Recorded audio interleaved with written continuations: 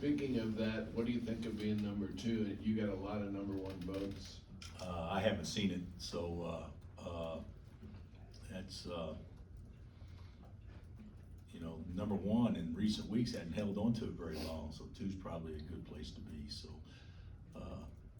yeah, I'm happy that we're ranked high, and I'm happy for our league that all the teams in the league are ranked so high, but it's still too early in the season for that really to matter very much. But it does matter that we're off to a really good start. Has K-State surprised you, and what do you think of OU coming in? Well, K-State's had the best week of anybody's had in our league in a long time, probably winning both at Baylor and Texas in 1 week, and averaging 105 points a game and doing so. That's so impressive against 2 teams that guard. So impressive. So I don't know that they're probably not a huge surprise to people that see them every day, but to somebody seeing them without seeing them since last year, and with the roster change, even though you have some guys really contributed big time that were there last year in huge ways, just gives credence to the job that Coach Tang and his staff are doing over there. And OU, hey, winning at Tech is hard, and they go there and win at Tech. So and they play different than a lot of teams in our league because they do such a great job of controlling pace, and Porter runs some really clever stuff. Yeah, it'll be a hard game. Last year we beat them twice, and we end up having a pretty good season. It took the last possession on both of them to beat them. So yeah, we know this will be a hard game. Kind of to follow up on that, interesting, another team from Oklahoma coming in here undervalued. I think they're 7 points away from being undefeated in league. But just talk about. They lose by 1 to Texas. They were down. What was the deal? They lose by 1. What ended up being 1 to Texas, and then to Iowa State was a last possession game, if I'm not mistaken. And then of course you win at Tech, so they're just 2 possessions away from being 3-0, and we're just a couple of possessions away from being 1-2. So that's how this league's going to be all year long, I think. How about their personnel? What's different? What's the same from a year ago? Well, Sherfield's a great addition. He can score the ball, and they're I don't know how Porter determines it, but their other starting guard, Milos, is a youngster that we recruited some. He's not having a good year. He's having a great freshman year. So they're really good in the backcourt, and then basically there are other guys, the majority of them, whether it be the Grove brothers or Nolan or Heel, those guys are guys that we've seen before. So those 2 additions have really helped this ball club out a lot. KJ, you were just talking about how much fun he's having this season. I'm wondering if you can tell that from the way he's playing, or if he's the same KJ maybe that you saw last season.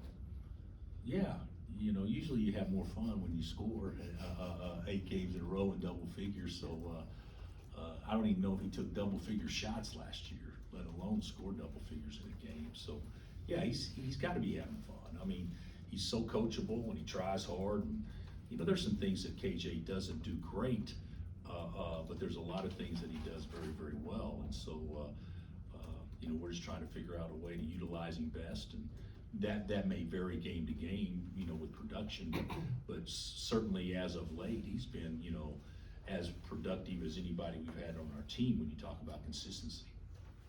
How much fun has it been for you to use him this way and make it work? Because I think over the last 5 years or so, you've adapted, and maybe you've had to, but shown a lot more of that flexibility and willingness to, hey, we'll play this way because this is who we are, and that kind of stuff. I mean, is that fun for you to have to do that? Or? Yeah, I'm having fun. I'm having fun coaching them. I had fun coaching them last year. The thing about it is, when you go through league play, people adjust, people figure stuff out, all that stuff, and you gotta counter adjust and do some things like that, so, but it's been fun. There's a lot of things I think that we could do better, and there's gonna be some challenges when teams take certain things away on how we generate offense without being able to just throw the ball inside. You know, you say that all the time, you know, you run bad offense and come away 3 points, just a guy jump up and make a shot. Or you run bad offense and throw it inside and, you know, score on a 3-foot jump hook. We've eliminated basically 50% of that. So, you know, last year's a lot of times, you know, whatever we think about Davo, you know, over the last couple of years, you know, it was nice at the end of the clock, you could throw it to him and he can get a shot off or get fouled. And of course, down the stretch last year, he was, you know,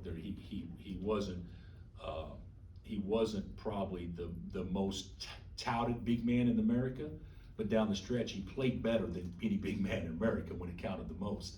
And so, you know, we don't have that potential to do that this year. And that's not a knock to anybody, we just don't have that potential, but we have potential to attack it in a variety of ways, maybe to get the same conclusion. And that to me has been fun trying to get there, without question. I think you told us in the offseason that KJ probably played more on the perimeter. Did you always have in mind that, hey, if we need him at the 5 or 9, we can go there? I practiced KJ predominantly on the perimeter up until November. Oh, okay. And I kept telling our big guys, if somebody doesn't start rebounding and defending the way we want and those sorts of things, I don't know if you understand, I'm gonna move KJ to the 5. And that eliminates a lot of opportunities for folks, because this is not how I envisioned it going. Although the other guys have been fine, they haven't been as good as KJ. And so, and in that regard, not close. So this is something, I mean, there's not one player on our team that couldn't say, Coach didn't tell us this was going to happen. You know, if we don't maybe step up and do the things necessary, because if your 5-man isn't a great defensive rebounder, or not a great rim protector, or not a great ball screen defender, or not a great screener, then why wouldn't you just play KJ? And that's kind of what has transpired. Now, hopefully, one of those other guys, and I think Zuby's shown signs, and I actually thought Zach did really well in the limited time he got the other day. And Ernest and Cam didn't have a chance, but they're not gonna have a chance every day if KJ's playing 30 minutes a game. That means the other 4 guys would get 2.5 minutes a game, so that's not gonna happen. So you may play 2 of those guys every game if KJ's playing well, and hope that you get good production in those limited minutes, because those limited minutes are still very, very important. But I have been very pleased at how KJ, you know, I don't know if you noticed the other day, KJ had 1 foul, we didn't put him back in until like the 8-minute mark, giving Zuby a chance, or, you know, to play or whatnot. And I thought that was the best strategy after the fact, because we saw how effective KJ was in the second half when he wasn't tired. So there were a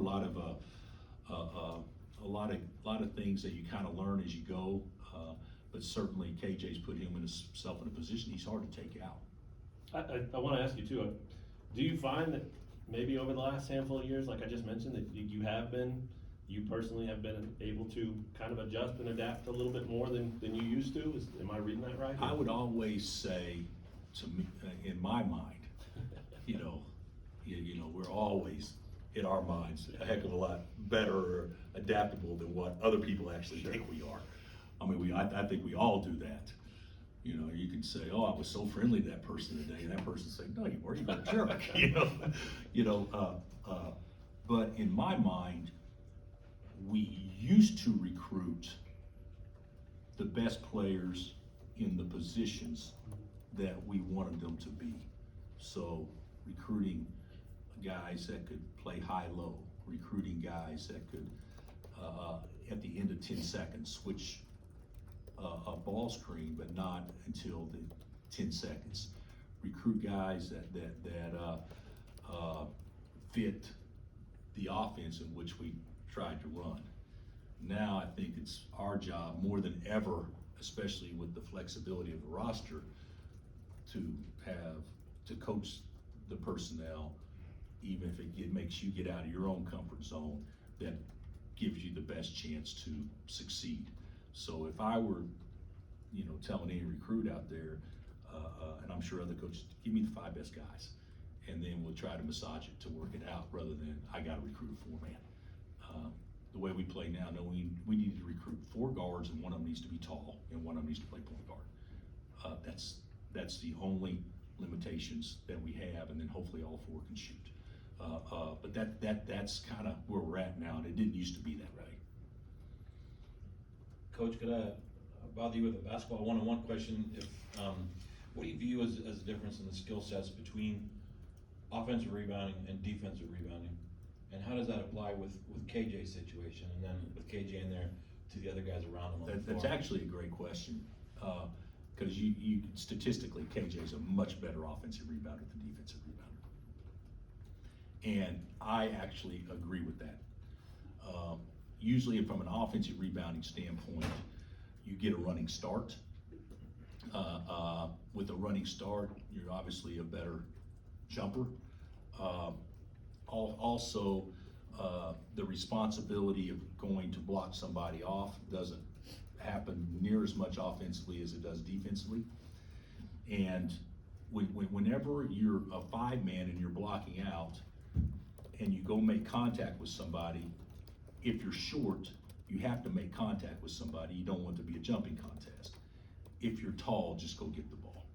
So Doak had a huge advantage defensive rebounding over KJ, because KJ, with the 6'10" guy, the advantage goes to him. With Doak being 6'10", 6'11", and a better athlete than everybody else, the advantage was always to Doak, if that makes any sense at all. So we didn't worry about Doak blocking off near as much as we worry about KJ. So defensive rebounding, sometimes with a shorter guy, the job may not be to get the rebound, the job is just to make sure your man doesn't get it. And that's one reason why, if Doak was on this team, Jalen and Kevin would not average as many rebounds. So that's one reason why their numbers are so good, because we got 2 guys, and Grady too. We got 2 guys or 3 guys that can go get the ball from a guard position, that if you had a Oscar or even David or a Doak on your team, their numbers wouldn't be what they are, if that makes any sense at all. You mentioned KJ being a hard guy to take out right now. I'm curious for someone like Ernest, who played a lot early in the year and maybe isn't playing as much now. How has he and those other guys reacted to this? I think they've been good. I do. For the most part, when a guy's number's called, they've been ready to go. So I don't see negativity. Now does that not mean they're bothered, or does that? Well, I didn't come here thinking I was going to set the bench. Absolutely. I mean, everybody would think that. But when they were recruited, I don't think there was any intention of thinking that KJ would be our starting 5-man. And so, and anybody that watches us play would be foolish to say, well, you could be as good with playing KJ at the 4. That's not who we are right now. Now, could we develop into being a team where one of those guys could get good enough with their back to the basket and get good enough at that other stuff that we couldn't take them out? Sure, I hope that's the case. KJ hopes that's the case, because that means we'd have a better chance to win. But their attitudes have been fine. I don't. Ernest, you brought up Ernest's attitude's a 10. I mean, Zuby's attitude's a 10. Zach's been fantastic. Cam's been great. But inside, they're disappointed. That they're happy that we're doing fairly well, but they're disappointed that they're not more a part of it. That's just human nature. Do you know anything more on MJ for tomorrow? He had back spasms. Yeah. And it's something that will continue to possibly affect him regardless, because he's got the type of back or the type of injury he's had in the past, that if he lands wrong or whatever, and apparently the guys told me, he said, Coach, he went up and dunked one. You guys may have seen it, came down, landed funny, and then it triggered it. So I anticipate him practicing today. He may not could have yesterday, but he was a lot better after 3 or 4 treatments. Anything else? Gary? That was a bad deal for us potentially because everybody got in foul trouble right off the bat. So it would've been nice to have MJ to put out there. So, When will Cuff be back? I don't know. I don't know. He's a long ways away from being able to practice. And even if he does practice, I'm not sure that he can get to the point where he was before he got hurt. I don't know about the time frame. So, you know, we'll make a decision on him, whether or not hopefully he can come back and practice some, but I don't know if he'll be 100% at all in the next month or two. I don't know that to be the case. Dewan hit 9 threes in a row before he missed finally. Would that ever have shocked you in your couple years of knowing Dewan? And does this prove that he can do that shot? Oh, yeah. Well, I think people are gonna have to guard him a little different now, you know, and respect him, but I would be lying big time if you told me Dewan's gonna make 9 threes in a row at any time, during game situations. I've seen him do it in practice, but during game situations, yeah, that would be a surprise. It'd be a surprise if Jalen made 9 in a row in games too. It'd be a surprise if Grady makes 9 in a row. 9 in a row is pretty good shooting. We made a huge deal when LeGerald made 8 in a row, and it was unbelievable. When he made 8 in a row, but to make 9 in a row, that's pretty remarkable. And then I think he missed his 10th and his 11th was an air ball or whatever. So you know, even though he shot it great, you know, we could still tighten a few things up probably. All right, thanks, Coach. All right, guys.